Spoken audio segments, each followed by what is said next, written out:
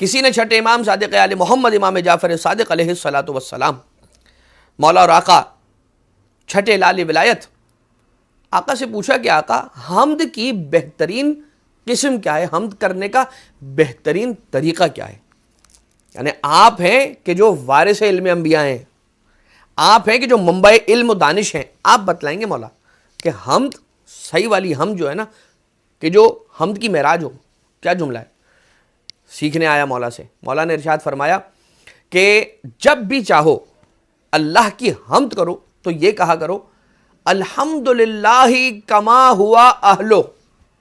کہ جب بھی اس کی حمد کرنا چاہو تو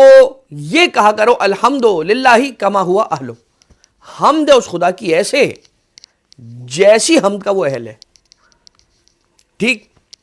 یہاں پر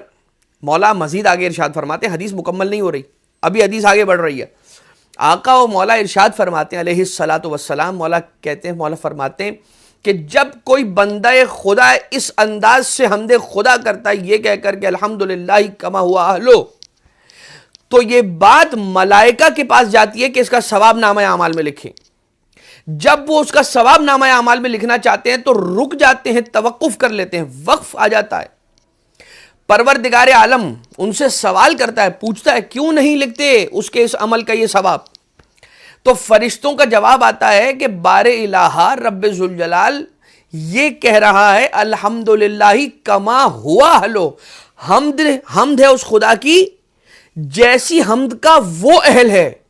پروردگارا ہمیں کیا پتا کہ تو کس طرح کی حمد کا اہل ہے، جب ہمیں یہ نہیں پتا کہ آپ کو کس طرح کی حمد آپ کے شایع نشان بنے گی تو ہم اس کا ثواب کیسے لکھ سکتے ہیں؟ تو ہاتف غیبی کی صدا آتی ہے ملائکہ کو کہ تم چھوڑ دو اے ملائکہ، تم رہنے دو، اب اس کا ثواب نہ لکھو بلکہ اس کا ثواب مجھ پر چھوڑو، اب جیسی حمد کا میں اہل ہوں ویسی جزا میں اسے دوں گا۔